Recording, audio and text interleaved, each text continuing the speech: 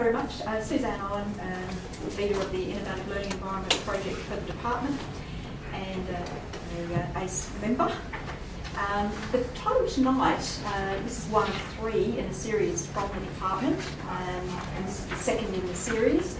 And tonight's topic is to really look at the whole issue of the digital communities and how that contributes to professional learning. And we hope we're going to get some discussion going here, faddish clicks or paving the way for the future and ongoing professional learning.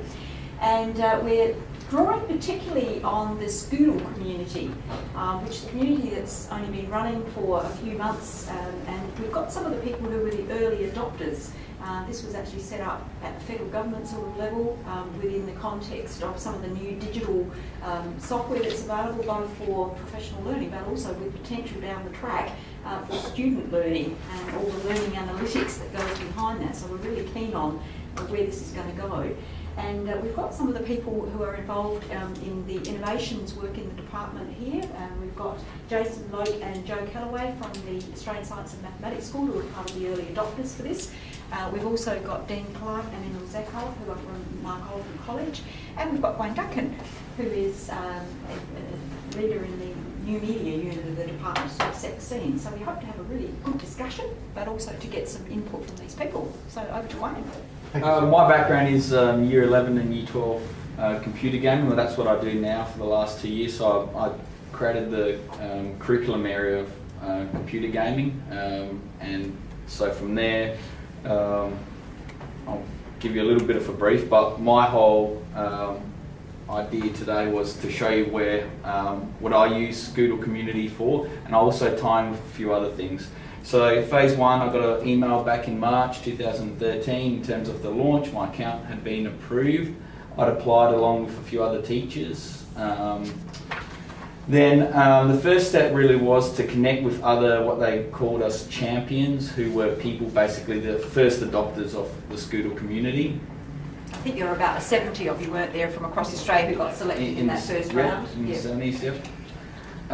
From there, we began to, I guess, post on the site, as Wayne has shown you, plus start to create our own networks. And this is where, I guess, in terms of resources like online learning communities, it's only as good as your community members. And so it was really interesting to see how many networks started to come up straight away. And how many networks exist but aren't actually active. So we can, I guess, talk about that if there's time. I'll show you what we do in a second, but I guess the goals in terms of at the school, so I've got to contextualise it for you. I think that's a key for you being here. And Mark Oliphant's really to get involvement from the staff. Our teachers use Twitter, Facebook, Google Sites, Google Drive, blogging, and so for them it's sort of like, well, why am I going to use Scootle Community? And yes, I can throw the Akara links and things like that at them, but they find those through their own personal learning networks at the moment. So that's the challenge, I guess, with Scootle Community. And how does it sit, I just put here, sit alongside a Twitter community, where Twitter, you don't even need an account to read other people's tweets. You can just get on there. So there's not that, I guess, initial barrier of Facebook where sometimes you do need an account to get onto a page. So it's really interesting. I sent out an email a while ago to other teachers interested in joining the Scootle community from Mock, and to be honest, the uptake hasn't been that great. My own personal use of Scootle, and I guess that's where you can have a look at it. I created the Connecting Gamers Educator Network, very small member count at the moment. I'm also part of the Gaming in the Classroom. So I teach kids how to program computer games and to do 3D modelling and animation. I guess for me as an educator, I want to use Scootle communities to connect with other educators. So realistically, once this loads, if I don't see other educators commenting, reflecting on posts that I put up and directly related to the field that I'm in, I'll use another network. And I've already got Facebook in terms of looking at local indie developers, gaming developers, which is extremely active. Now, these guys aren't educators, but they create computer games they play in that field, they're not going to go use Scootle Community. So it's really, at the moment, I'm using it as an outlet in terms of just telling a few people about what I do. If I don't get feedback and it's not receptive in that sense, I will probably use it less and less. But I think what Emil is actually talking about is how interested people become the provocateur without a kind of an established position. I guess I'll tie it in with, I mean, I found it really useful in the sense where I've picked up a few articles and messaged a few people here or there, but it's really as an educator, you need information and you need to look for something that's going to be directly relevant in that time, those 3 minutes before you go to your class and teach your next class. Now, Scootle Community is doing a pretty good job in terms of like as the teacher champions and posting information, but it needs to grow from that sense. And so you do get interesting things like here, I mean, we're just talking about learner management systems, lock down or loosen up your LMS. I haven't read that post yet, but I'm going to click on it right now. See if it loads. Tomorrow when I get to it. Yeah. So I think there's about 70,000 users out there. No, there's 3,800 users at the moment on the Scootle Community, but there's probably 70,000 logged on through Scootle that might not have activated onto the Scootle Community. Just to really give you a brief overview of the other things. So that's basically me in a nutshell on Scootle Community. You'll see me post, if you have a look at my activity, I post videos, anyone going to ULearn, Game Developer Day. I talked a little bit about KEGSA that happened recently, I presented there, and a few other things. The curriculum, I've shared my curriculum, interesting links I found. So that's how I'm utilising it as an educator, and it is a reciprocal thing. You do want feedback and you want people to comment and grow it, otherwise you won't activate it. As far as the Scootle Community is concerned, again, much the same as what's happened at Mike Oliphant, we haven't had huge take-up, partly because we've got people that do use other platforms.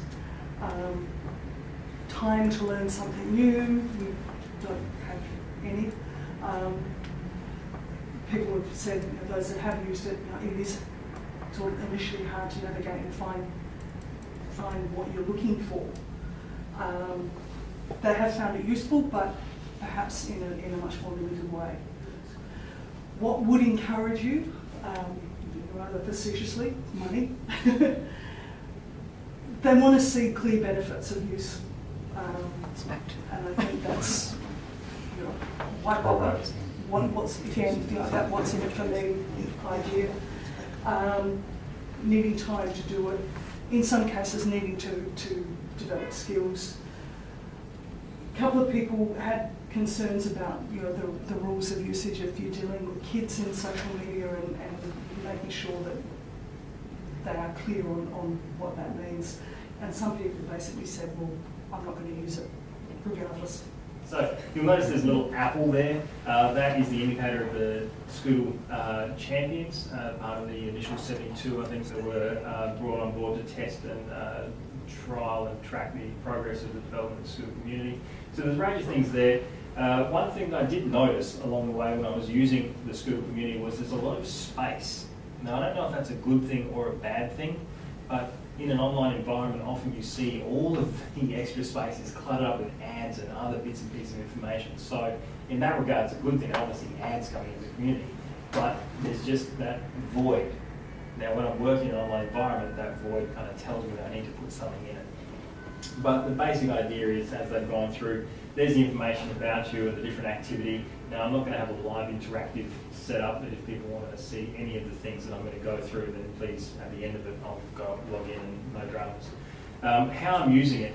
Again, the posting. So there was some PD work with some maths teachers over the weekend. So you post up the basic sort of stuff. And again, the space was something that stuck out to me. But this sort of thing, these are the sharing the statuses. There's posting up the bits and pieces of information. There's people asking questions, people sharing links, all that kind of stuff. So like all other online communities and collaborative environments, there's the basic sort of stuff. What it kicks in now is here where I've got little screen grabs of different things. So unfortunately, it's not working. The mouse show up. Yeah, there we go. I'll use the mouse. So here, a network I created looking at quality assurance within the SACE, and so there was a range of resources that were then posted. So any of the teachers that came to the workshop that ran across the day, they then were invited to come in and access to that network, and then they could download and access all of the resources that we had. Instead of the traditional method of email and then getting lost in different email addresses, it's always there, they can always come back to it. The typical kind of postings, there's a big STEM fest going in Borneo during the break, so I was wondering if anyone else throughout the community was actually going, so I wouldn't be one of the few that I knew along there. So apparently Barbara Singh, she's going along, so that'd be great. Contact with her. This was part of the actual downloads for the information and resources. Then here's some of the work that we're doing within the school. So we had a big science fair last week, so I posted up some of the trophies we gave out, basically shoving rockets into modern cars and making them go over 180 kilometres per hour. Good times, kids didn't blow off any fingers. So just putting up pictures and just getting things interesting, a bit more exciting, trying to put more than just curriculum documentation and resources on there. So it puts a bit of a personal touch to the Scootle community. The challenge though, that I've found with the Scootle community is that ease of access, that in your hands, in the moment, let's take a photo, let's put it up there, no dramas. Twitter, like Joe said, a lot of the teachers at the school are now starting to pick up on it, and I think we are in fact going down the path of mandating every teacher has a Twitter account. Not easy, not every teacher wants to. Some teachers' phones probably are incapable of engaging with Twitter because they insist on using the technology that works for them. So do we force it? Maybe. Is it going to cause problems? More than likely. But what we find with Twitter, again, take a photo, instantly upload, tag it with something, away we go. You'll notice there isn't much blank space within the page where there's actual information. As we go through, again, a few different screen grabs of ways that tweets are being used. One of them that I actually found was the Scootle Community on the tweets, which was interesting. But along with what Joe was saying, the teacher that had tweeted and was followed by students. One of the great things, he was at a workshop with Alec Kouros, and one of the students that was following the information that he was tweeting actually tweeted a question, and he then was able to ask that question of Alec, and Alec was amazed at that ability to interact with the students through that mode of communication. Now the Scootle community, I don't know if that's going to ever allow that sort of thing, but you know, these are the big things that are out there that are here and now, everyone's using, and it's free. And students get on it as well. The very last thing was this idea about the Scootle community being for teachers. It is accessible. I know there are issues around Facebook and Twitter and LinkedIn and things like that within schools and access to it, but the Scootle community is something that everyone has access to.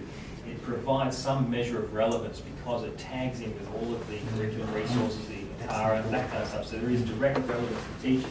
It connects people across boundaries. If we're dealing with an Australian-wide curriculum, why wouldn't we connect with teachers across Australia? No more with SACE, WACE or whatever the other different groups are. It is becoming well resourced, but it is still limited by the number of users that are involved with it. And in that regard, the notion of it being developing is probably also a strength because the users can then drive the direction that it takes. And the feedback that we give to them is acted on. So the more people that get involved, the more people that can drive the development and choose the pathways that it goes in, perhaps student involvement and parent involvement and a wider community. It has the opportunity to become something quite useful and powerful for teachers, but it can get lost in amongst the ether. I'll just add a final point. I totally agree with what Jason's saying. Right when you saw his profile page and that big slab of white, which is blank, now they've started to let you link your Twitter, your Facebook, and a few other things in there.